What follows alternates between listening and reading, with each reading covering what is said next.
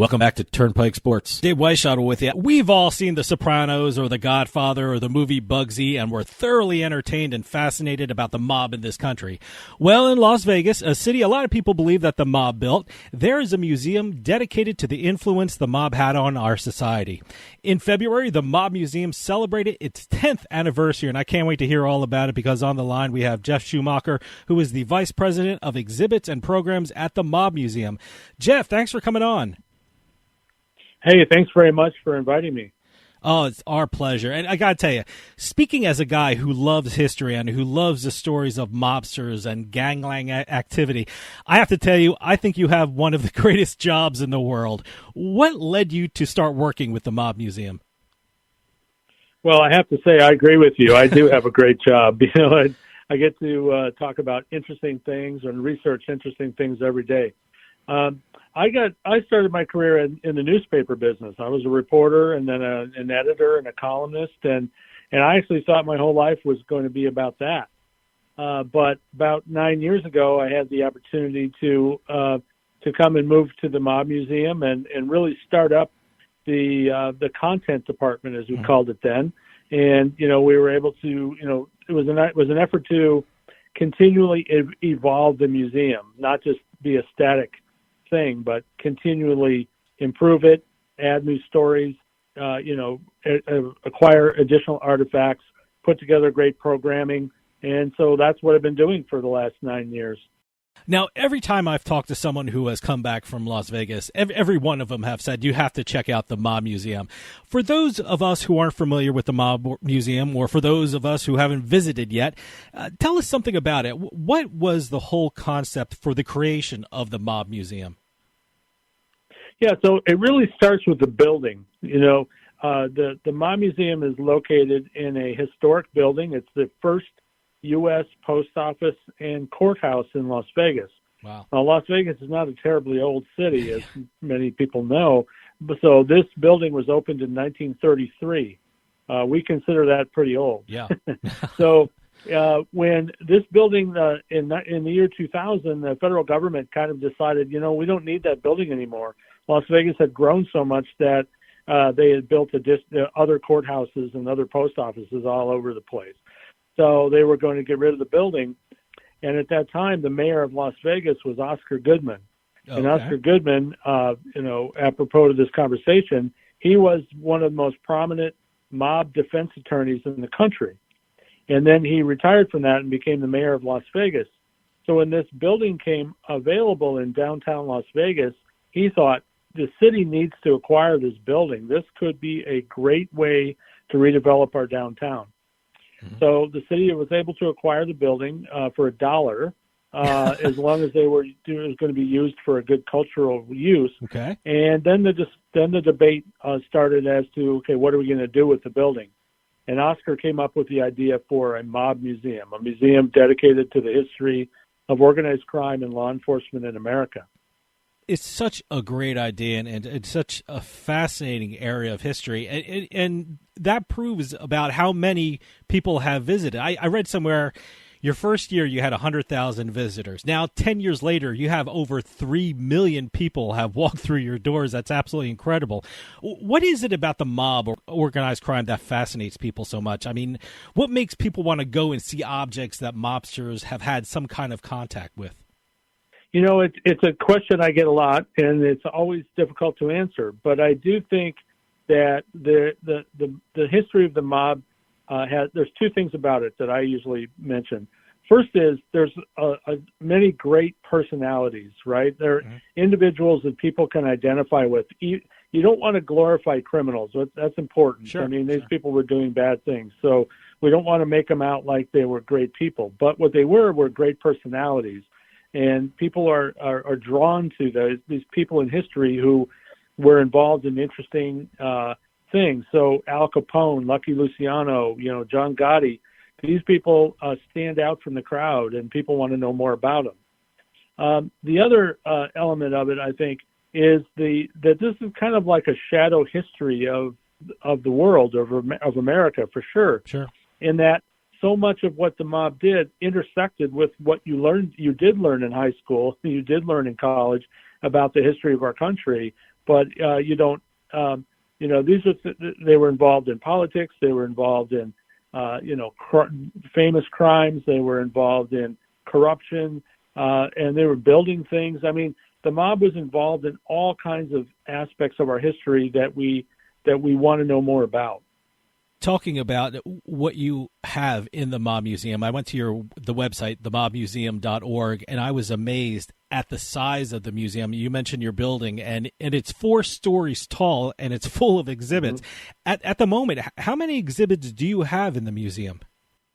Well, the way I would describe it is, we have 4 floors full of exhibits mm-hmm. and artifacts, and we tell our story chronologically, or we try to, from top to bottom. So most of the guests come to the Mob Museum. We'll start on the 3rd floor, and then they'll work their way down. And we have probably, it depends how you define an exhibit, right, as opposed to a display sure, or whatever. Sure. But I would say we have, probably 7 or 8 exhibits on each floor. Wow. Okay. And that way people understand that it covers a lot of ground. Mm-hmm. Yeah, I'm certainly going to ask you about some of your exhibits, but I want to start off with one that it just absolutely boggles my mind.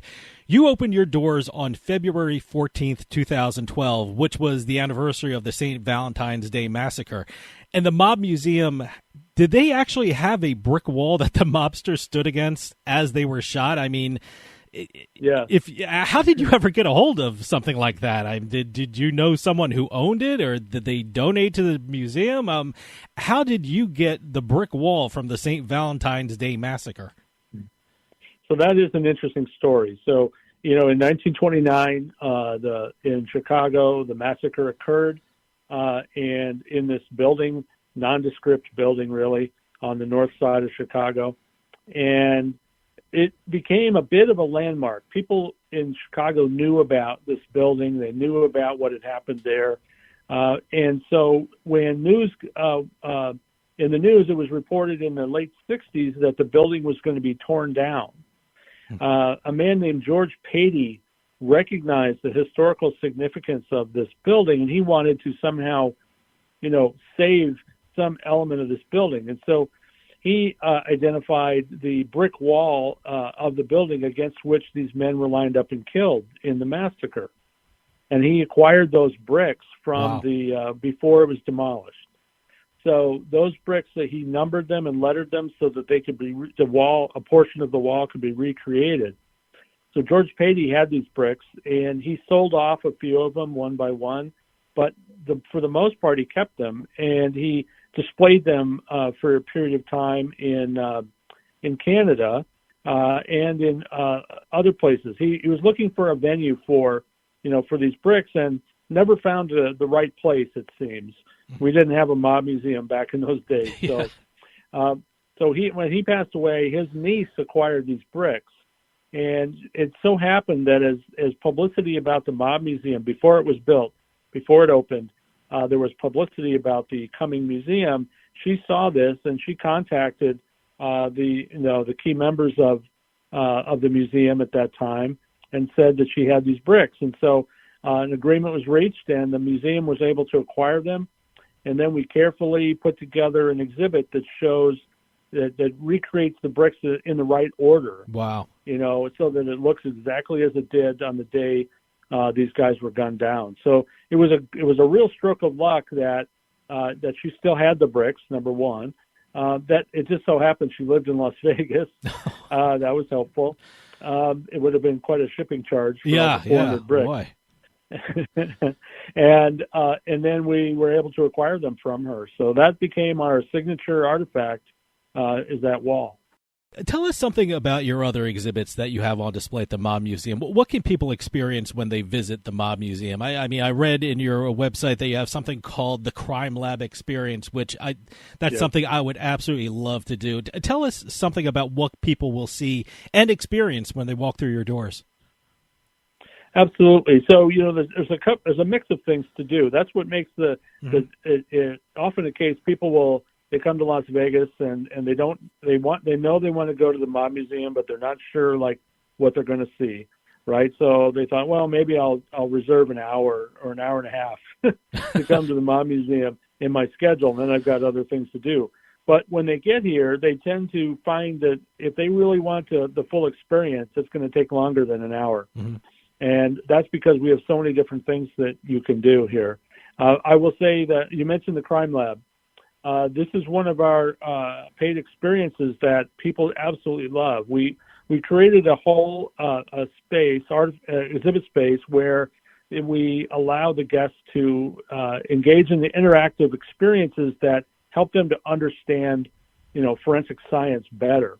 And, people are fascinated by forensics from watching television, different crime shows, where you're taking DNA or you're finding other pieces of evidence at a crime scene.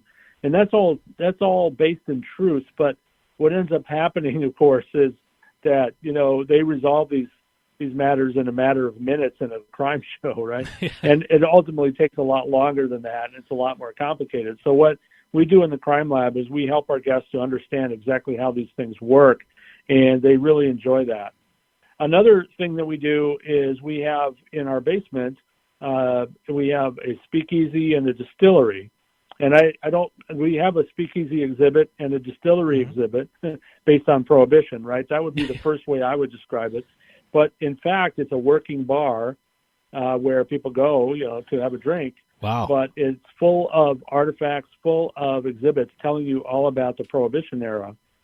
And then we have, adjacent to that, a distillery exhibit, which you learn about the making of alcohol during Prohibition and the smuggling of alcohol into the country.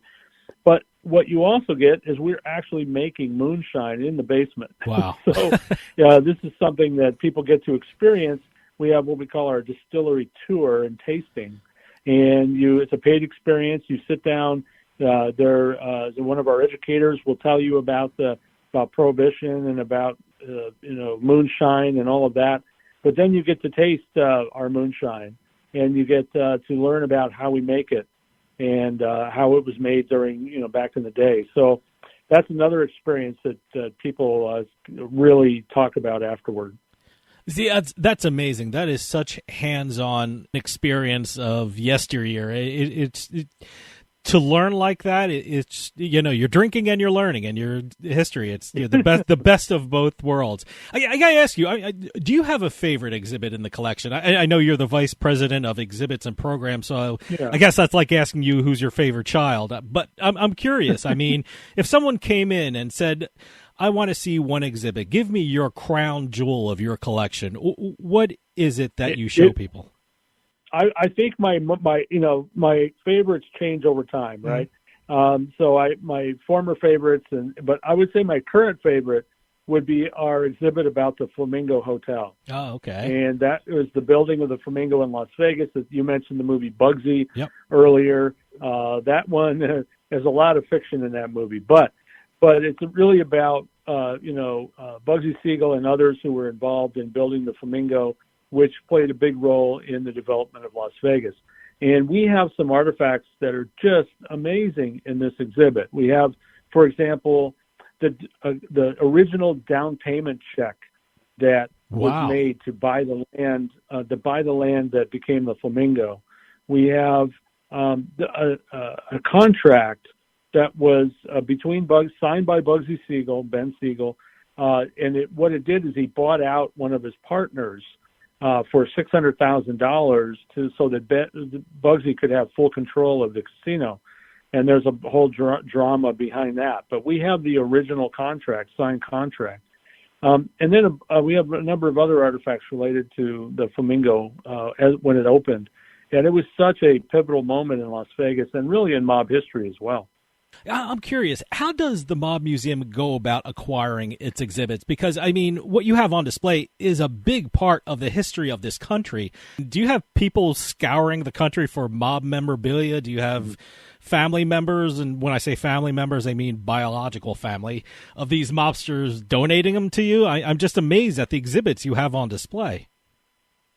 Yeah, so we the artifacts on display in our museum come to us in a variety of ways. One of those is through donations. Mm-hmm. So we do get calls from as you mentioned, family members of the mob, others, collectors who have objects, and those are donated to us, and then they're added to our permanent collection. Another way this happens is that objects are loaned to us. So people will say, we think it would be great for you to display this object in your museum, but we don't want to give it up quite yet, permanently. So they will loan it to us for 5 years or 10 years or something like that, and then it can be part of our exhibit. And then the third way that we acquire artifacts is through purchase. Mm-hmm. And we do have a budget for that, and we are involved in auctions, and we're involved in negotiations with collectors and others, and we do acquire objects that way. But as you mentioned, scouring the country, I do a lot of that myself. Some of my fellow staff members are involved in that. And then we do have people around the country who know that we are very interested in certain objects, and so they do help us. Now, I know the Mob Museum also hosts programs related to the mob and crime topics. Tell us something about the programs that the Mob Museum offers so people can get involved with it. Yeah, very, very proud of our programming. Over the years, we have had, I think, every significant mob historian has spoken at the Mob Museum. Mm-hmm. We also have had a large number of individuals who perhaps used to be involved with the mob, or who are law enforcement people who spent their careers trying to take down the mob, have come in and spoken at the museum. We do lectures, but we also do panel discussions and other kinds of more personal events where people can come and speak one-on-one with people as well. And in addition to that, we've had actors, who are in mob movies, and it's a very fun experience for people who come into the museum and see these things in person. But we also live stream a lot of our programming, not all, but a lot of it. Mm-hmm. And then those ultimately become available on our YouTube channel as well as on our website. So a person can go back and look at a program we had 8 or 9 years ago at this point without any trouble at all, or you can see something that happened 2 weeks ago. So we've got a full lineup coming up, this fall, and then we're starting to look now at 2023 and what we can do. And we're always trying to top ourselves, right? We're always trying to bring in yet another bigger individual. But we're really proud of it, and I think people who come to these events, they find that they're very professionally put together, and that the people who come and speak are just very, they're enthusiastic about being at the museum and telling their stories. I love the fact that you can actually have private functions at the Mob Museum. I got to tell you, for a guy like me that loves history and loves the history of the mob, that would be the best place to have a party or reception or something like that. I was thinking, I'm sitting here, what a great place for a field trip if you're a kid. It must be one of the greatest field trips of all time. I never had an experience like that. Tell people how they can actually have a private function at the Mob Museum. We do host a large number of private events. One of the more the more attractive ones is we hold a lot of weddings. we have our courtroom on the second floor, and it looks like the courtroom looked in 1933 or 1950. And it's just a wonderful venue. That's also where we hold our public programs. Mm-hmm. But you can rent that space out, and you can have a wedding or a wedding reception in there. We also will do big dinners. We'll do parties, receptions, and those things can be done not only in the courtroom but also down in the speakeasy and distillery space. And it's just big corporations come in and they'll have a convention on the Strip, and then they'll have a more exclusive party at the Mob Museum. That happens a lot. But we've also had really quirky things like high school proms. Wow, that'd be great. Things like that, and the kids will dress up, and sort of, gangster style or whatever, and have a good time. And then you mentioned field trips. We do have field trips, and students do come to the Mob Museum. Typically not little kids, right? Okay, they're a little bit older, but so we have that, and they come for field trips, and then we also do outreach. So we go out into the schools in Las Vegas and do programs. And we don't necessarily talk about the mob so much. We talk about Las Vegas history, and we talk about prohibition and different important topics for kids to know about the history of their community and of their country. Well, you mentioned Las Vegas, and I think the Mob Museum is certainly located in the greatest city for the subject matter of these exhibits. I mean, I'm sitting here in New Jersey, and everyone thinks about The Sopranos or Boardwalk Empire when you mention the mob in this state. But Las Vegas was the town that everyone thinks that the mob really transformed into what it is today. What was it about Las Vegas that attracted so many figures in the underworld? I mean, what was the lure of that city for these mobsters? I think the primary attraction of Las Vegas when the mob started coming here in the 1940s was the ability to operate a casino legally as opposed to illegally, as they had been doing for decades before. And the thing about operating illegally is that you have to pay off a lot of people in order to operate. And then you also have to, you're always looking over your shoulder to see if somebody's coming through the door, the feds or somebody else. And it's just probably very stressful. And so you come to Las Vegas, you have all these skills. You know how to run a casino. You know how to run all the games. You know how to show people a good time. So now you discover, we can do this in Las Vegas, and it's legal. Nobody's going to bother us. So this was definitely a big attraction for the mob. And then it was really just the large amounts of money, of cash, coming through the door.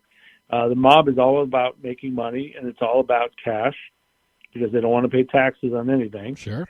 And so Las Vegas was a way where they could get away with, for a time, they could get away with, taking a lot of cash out of these casinos and sending it back home. Whether it was to Chicago or New York or Cleveland or Kansas City or wherever, a lot of money left the state in trunks of cars and bags that were taken on airplanes and trains. And, that's not necessarily a good thing for Nevada because, we could have used that tax money. Sure. But it definitely helped to build the casino industry in our city. Well, you mentioned Bugsy Siegel and the Flamingo and the display you have and the exhibit you have at the Mob Museum, and he was certainly a huge part in transforming Las Vegas into what it is today.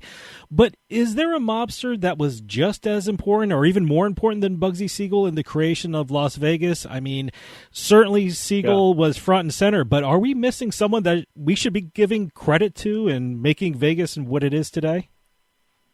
Oh, absolutely. I would mention two right off the bat. Okay. So the first one is Meyer Lansky, also a very famous mobster. Sure. It was Lansky who was behind the mob coming to Las Vegas in the first place. He was, basically very close with Bugsy Siegel, but he was always the brains of the operation, right? Mm-hmm. And Lansky was very adept in gambling. He ended up running gambling in Cuba, remember, for a long time in the 50s. Well, so I would give Meyer Lansky a lot of credit for the mob understanding that Las Vegas could be a very lucrative place for them. And then the second person I would mention is Mo Dalitz. And Mo Dalitz was a mobster from Cleveland who came to Las Vegas in 1949 and invested in the Desert Inn Hotel. And he and his partners from Cleveland were the ones who got that going. And it was Mo Dalitz who kind of legitimized he became kind of like the gentleman mobster in Las Vegas. He donated to charities. He built a hospital. He helped build a country club here. He built a synagogue. I mean, this was a guy who was not only just trying to take money out of Las Vegas, but he was trying to build Las Vegas as a citizen, as well as being a mobster. So he's the one who kind of became accepted in society here to the point where, he was named by some organizations later on in his career, his life as, Citizen of the Year or, Philanthropist of the Year. And it's got to the point where people kind of conveniently forgot about his past. And that was important in those early years in Las Vegas because so many of the people running the casinos had criminal pasts. And they were trying to go legit. And Mo Dalitz was definitely the catalyst for that. So those are two that jump out to me. See, this is the kind of cool history you don't get at other museums. And that's why the Mob Museum, I think, is so important that people go there and learn this kind of history. Plus, you have a great website, too. I want to tell everyone to go there, mobmuseum.org. Tell people what they can find when they visit your website. So the website, in some ways, is an extension of the museum in that we have a lot of content on our website. Certainly, you can buy tickets there. We want you to do that. You can learn about different fun things to do at the museum. You can get in. You talked about private events. It's a place where you can get that process started if you want to hold an event at our museum. It's also a place where you can learn about all the public programming that we have. But it's also a place where you can learn about the mob. We have a lot of content, a lot of biographies of mobsters, and our blog is very active. We have a lot of original research that's published in our blog, and we have a lot of really high-profile writers contributing to the blog.